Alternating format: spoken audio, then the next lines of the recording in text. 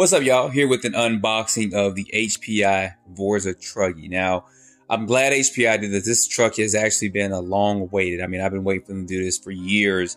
And actually, when I started bringing out my previous version 1 Vorza buggy, I had mentioned that they should try to at least make a Vorza Truggy. And I was going to convert mine to a Truggy. But I think a couple months later after I said that, they came out with this. So this is going to be the latest, greatest from HPI. They also have a buggy version too of this, and then this particular vehicle actually comes in 3 different versions. It comes in this standard type, which I have here. Then they also have an S model, and then they have a nitro model of this, and then the same thing can be said for the buggy too. Now you can get these from JJ Customs. I'll put a link below in the description. There are limited quantities though, so if you guys are thinking about getting one, not trying to persuade you, but you might want to go ahead and push that trigger because we are getting close to Christmas and stuff. But of course, I'll run this and do a review, and you guys can see this run in different areas and stuff. So of course, HPI is claiming this is going to go 64 miles per hour out the box with no gear changes. So we'll definitely put that to the test. And it's got a nice, slick, just style to it.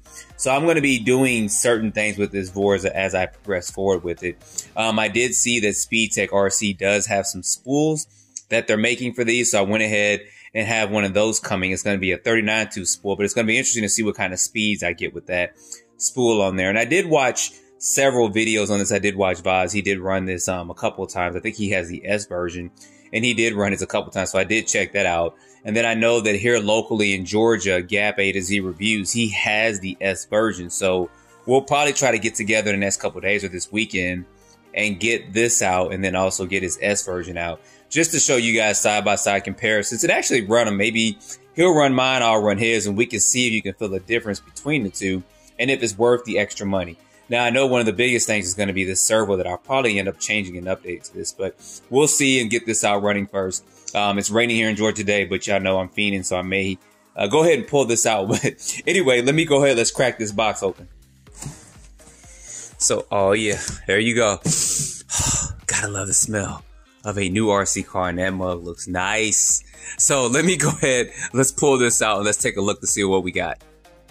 Man, this looks awesome. It really does. It looks like it's going to be a real performer too. Like I said, I've seen some videos on the S model running, and it runs and performs very good. For one, I didn't need all the extra stuff that it came on the S model. I mean, the biggest difference, of course, is going to be the servo. It's going to have aluminum threaded body shocks, while this has plastic, and I believe that has 775 aluminum on the chassis and shock towers. And the chassis designed just a little bit differently, but you can always buy that particular chassis for this vehicle if you want to do. I do some upgrades to it later on, but this looks awesome. I mean, this does look good, and I'm so glad HPI did this. We've been waiting a long time. Ooh, that gear mesh feels a little tight. I may have to check that out because I can barely move that forward. And I know that's a 4-pole motor, but it moves a little bit better in reverse than it does going forward. So we'll check that gear mesh as soon as I get this top off with this. But real quick, you do get a new style radio. This is the TF50. I believe the previous is a TF40. I don't think it's 41. I'm thinking TF41, but I think it's TF40. So this is a new design for HPI, and it's actually got rubber right here for better grip and stuff. But this feels good in the hand. I've never had any issues with any of HPI's radios or anything like that. So this would be no exception to the rule. On-off button you guys see is there on the back. And then, of course, it has some of the basic functionalities in there too. And it's got a foam on the steering wheel. So this ought to be good. And it's actually a 3-channel radio. So you guys can see the 3rd channel right there with it. So that's going to be actually good that they actually include this with it. They did that with the TF42 radio. So that's good that we have this. So this will be fine. Like I said, I've never had any problems with any of HPI's radios. The TF40 was good. I'm pretty sure that'll be just as good. One thing I love that HPI does do, or they do give you, is that you see that we got double A's, personalized double A's. I've always loved that the HPI did that they gave you double A's with your models. I think they do it with all of them, even some of their 10 scale models. They do have some 10 scale models, but they're more monster trucks. They got the I can't think of right offhand, but they have several monster trucks, 10 scale 4-wheel drive, and they got some 2-wheel drive cars as well. So We'll see if HPI does a revision on some of that stuff or not, but you do get that. You do get several tools in here, shock pistons and stuff like that. So that's good that they give you this. And then of course, real quick, I'm not going to actually open this up, but they got to give you an instruction manual, which is good. And you got a pretty long antenna tube in there, which you don't need anymore. But I'm very curious to see if this is actually going to go 64 plus miles per hour. I do have a new SMC LiPo in there that we'll try for it. But looking at this going from the outside in, the tire compound is good. Like I said, I did watch a couple of videos on this. I think Bob said it did lose a little bit of traction as you were going. These are kind of supposed to be all-purpose tires and wheels, but it should be fine to get you going pretty much out the door. It does have a decent sidewalk to it. It's not too soft and it's not too hard, and the compound seems to be good on top of. And these are, you can run these on the road and have to worry about wearing these down like you would with the Trophy Truggy, which is a 4S model. It's got kind of pinspike tires on there.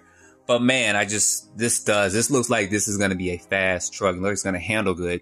So I'm telling you guys, I'm so glad that HPI did this. So anyway, taking the top off and looking on the inside, yep, y'all, they are still using Dean's connectors.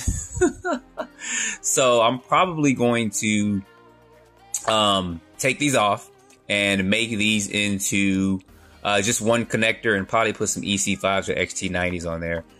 Because that's just what I'm going to run on. That's what I'm going to need for this. So the design of this is kind of like the original buggy. It's got some differences with, of course, the chassis stretched out longer with it, but it looks good and it looks solid. It really, really does.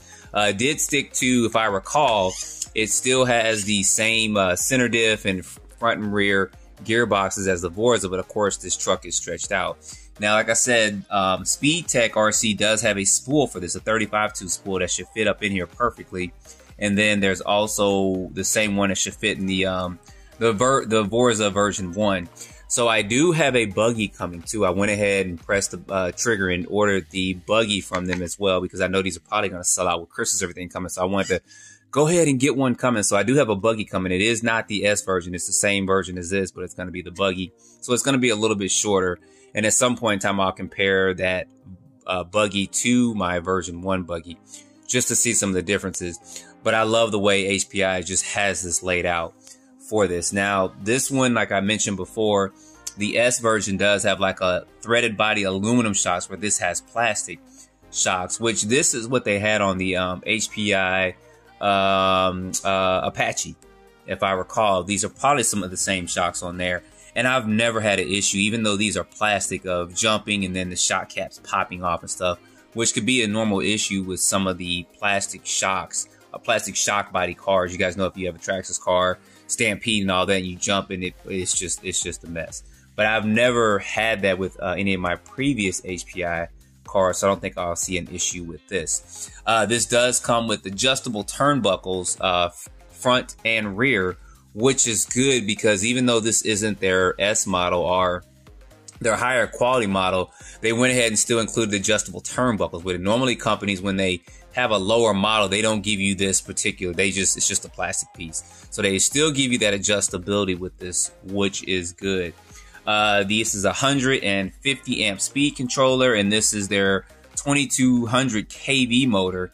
It's a little different than their previous design, what they had years and years ago, but it's still 2200. Let me actually turn this around, because I'm curious about this gear mesh, and that is, oh man, that's not even moving.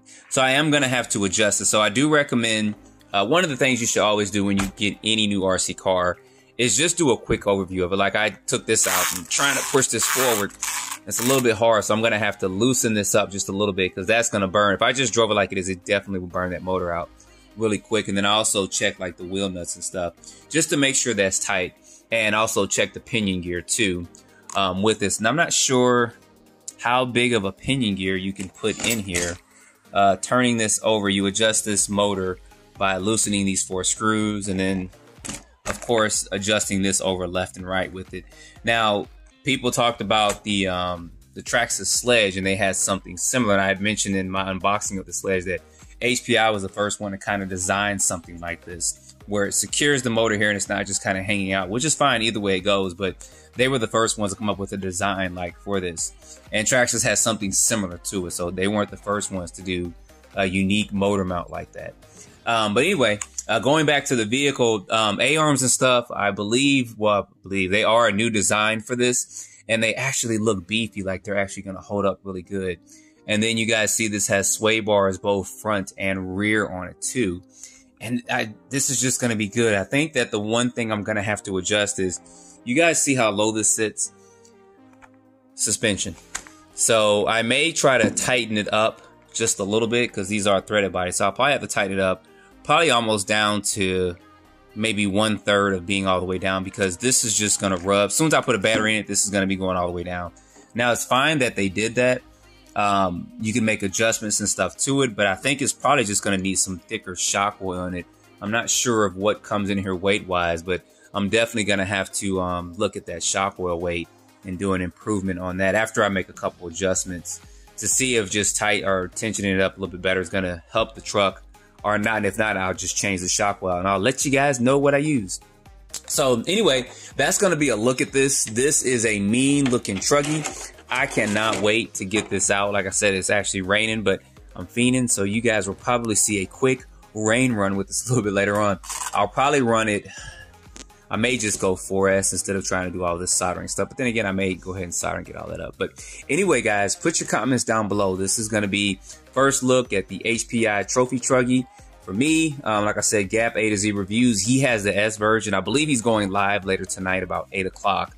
So you guys can see that when he goes live later on tonight. I'll probably get in there too and chime in. But we're going to get both of these together at some point in time. Try to this weekend at least if we can.